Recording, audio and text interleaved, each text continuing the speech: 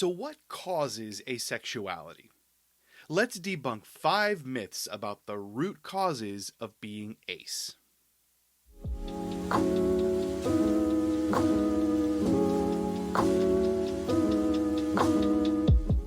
So if questions about identity labels are the questions I get most frequently as ace dad, right underneath that are questions about what causes asexuality.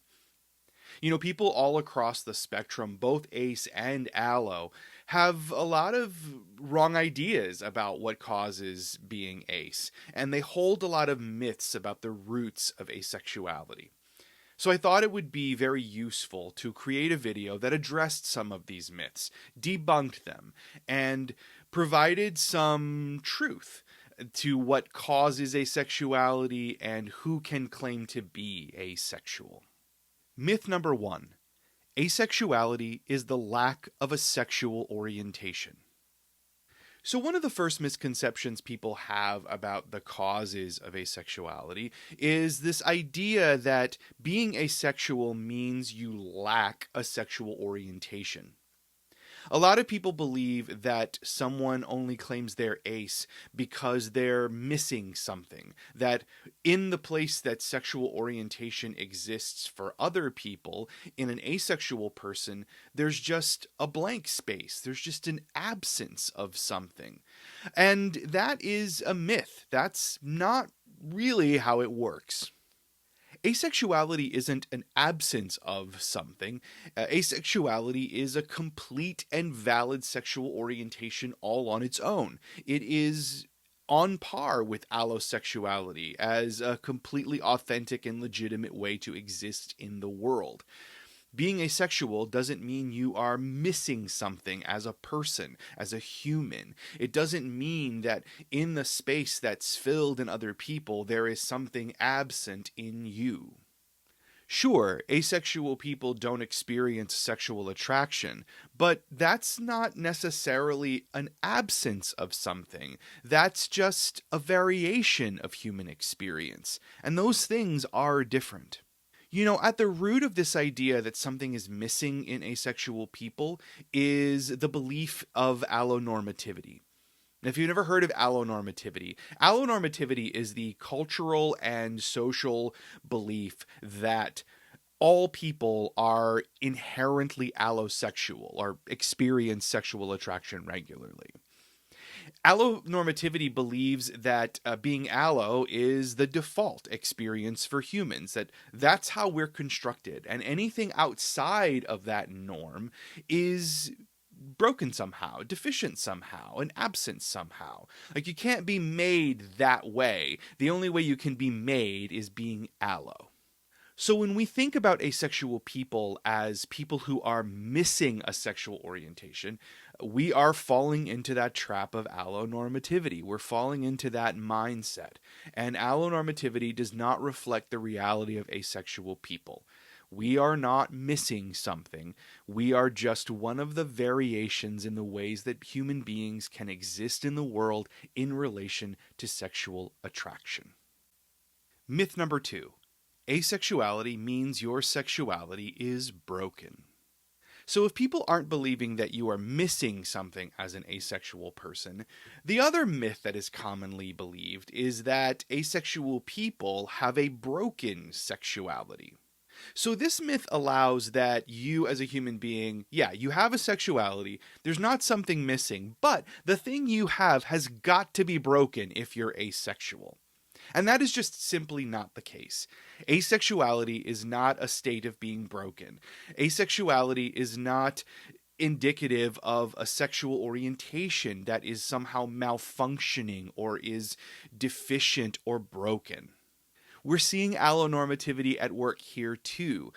If allonormativity makes us believe that being allo is the human default and that's what everyone is inherently or what everyone should be inherently, then the existence of asexuality suggests that, something's wrong with the sexuality. But allonormativity is not reflective of the truth. Asexual people don't possess a broken sexuality. We are not a malfunctioning form of heterosexuality or homosexuality or pansexuality or bisexuality. Asexuality is as valid an orientation as all of the others it sits next to. There's nothing broken about being ace. Myth number 3. Asexuality means there's something wrong with you. So we're going to dive back into another myth about the causes of asexuality that's rooted in the wrong ideas of allonormativity. And it's this idea that being asexual is caused by something wrong with you, either physically or mentally. Now, asexual people hear this particular myth and its variations a lot. A lot of times whenever asexual people come out to the people in their lives, particularly the allo people in their lives, some of the first responses they get are things like, well, maybe you're just really anxious about sex. Maybe you need to talk to a therapist about it. Maybe you need to check your hormones, or maybe you should go to your doctor and get a checkup. The first place that people jump to are pointing to asexuality being caused by a physical ailment in a person or a mental ailment in a person. And those are both completely not real roots of being asexual. Asexuality is not caused by something physical happening to you. It's not the result of low hormones. It's not the result of some other physical thing happening to you. Asexuality is not the result of a mental problem. It's not the result of anxiety. It's not the result of self-loathing. It's not the result of social challenge. It's not the result of any of those things. Asexuality is just very simply a sexual orientation possibility. And it's not caused by any of those external factors like physical ailments or mental ailments. Now, of course, this particular myth can cause a lot of mental distress and emotional distress for asexual people. That's a given. All of the asexual microaggressions and all of the aphobic comments that we receive as asexual people can cause a lot of those things in us. But this particular myth holds some other dangers, which I think are really important to talk about. This particular myth can drive asexual people to seek help from their primary care doctors or from counselors or therapists or psychiatrists. And in seeking that help from those professionals, they can receive medical treatments that are fundamentally unnecessary for the asexual person. Over-medicalization is an enormously dangerous thing for asexual people. Asexuality is not something that needs to be treated by a doctor. So if doctors are treating your asexuality, either through hormone treatments or other physical means, or by suggesting medication to handle some sort of mental disorder that's diagnosed by a mental health professional, that can cause a lot of damage to an asexual person. Taking on treatments that you don't really need causes other problems for you as a person. And it's definitely something that is a deep concern for asexual people. And this one is particularly dangerous because medical professionals, mental health professionals, and also medical professionals lack an understanding about asexuality overall that will allow them to more easily misdiagnose someone's asexuality as a problem that needs to be medically treated. So as asexual people, we have to be really vigilant about this one. We need to make sure that when we are dealing with our health professionals, both mental health and also just our regular medical professionals, we are arming ourselves with information, and we are making sure that they are not over-medicalizing us in response to our asexuality, which is a perfectly authentic and legitimate sexual orientation. It's also important to note around this myth that some of the problems that people normally attribute to asexuality, like low hormone levels or possibly anxiety or other kinds of mental conditions, those things do exist, right? They're real things. And for some people, those may be true conditions for that person. And this is certainly not saying that you should never try to treat those or seek treatment for those things if they're happening to you. But what's important here is to recognize that asexuality doesn't always immediately equal those things. The existence of asexuality in a person doesn't mean those things are automatically true. And we have to stop making that connection within ourselves, and also try to get others to stop making that connection as well, because that connection is ultimately very harmful for ace people. Myth number 4.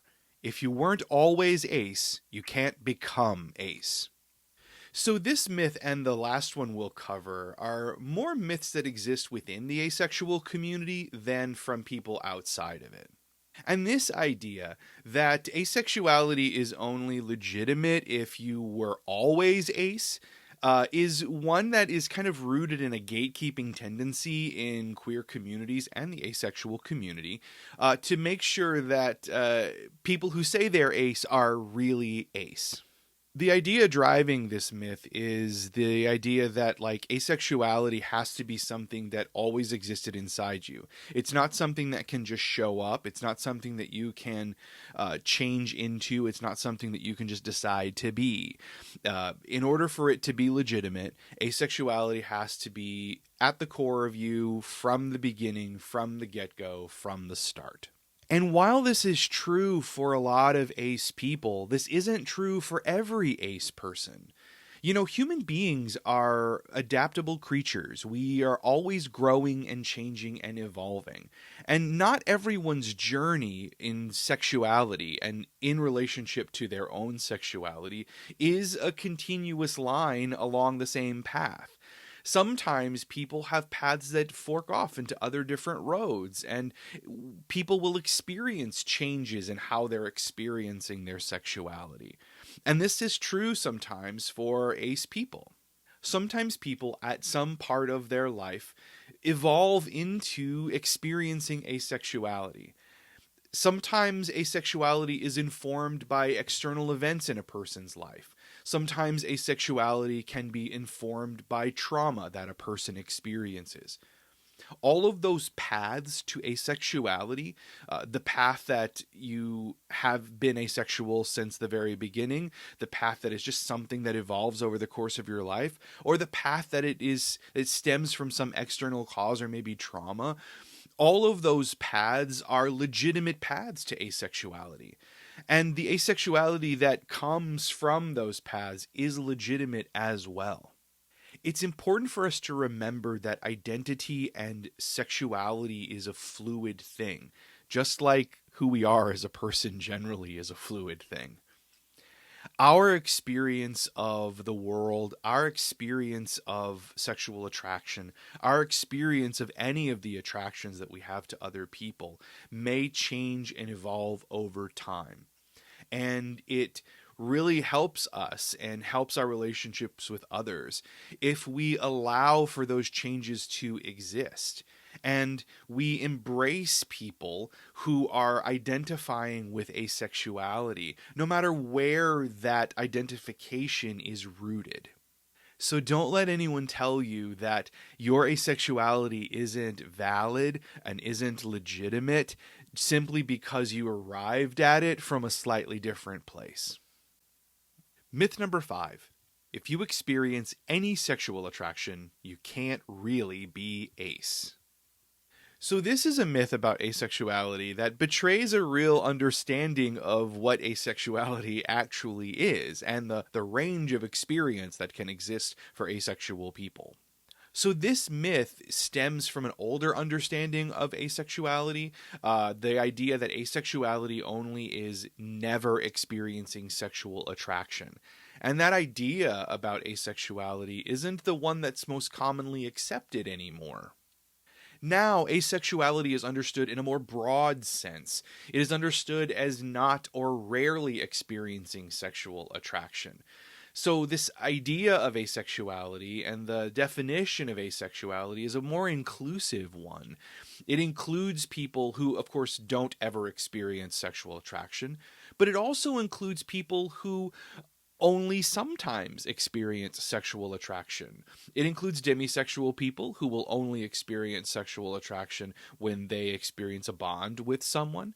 It includes people who maybe do experience sexual attraction, but it's at a very, very low level and very inconsequential in their lives. And this expanded definition allows for there to be more room for people. You don't have to never experience sexual attraction in order to be ace. Remember, like we said earlier, human sexuality and human identity is a fluid thing. It's evolving. So to have such a rigid boundary set that if you experience any sexual attraction ever, then you can't be ace anymore is sort of a wild and kind of anti-human idea. Here's another myth where we can reassert that idea that however you arrive at asexuality, as long as the language of asexuality and the ideas of asexuality describe your experience, you're free to use them. And if that means that you exist as a gray sexual person, maybe a demisexual person, maybe an ace flux person, that's totally fine. Those are asexual people too. Your experience doesn't have to be absolute in order for it to be legitimate. Sexual attraction is something that can happen to you rarely, sometimes here and there when it's connected to a strong emotional attachment. Those things can all exist and you can still be asexual. So there you have it, debunking some of the myths about the root causes of asexuality. I hope talking through these myths and dispelling them was helpful to you in your understanding your asexuality better and understanding if maybe asexuality is something that is true for you. Thanks as always for supporting the channel, and I hope to see you back here soon.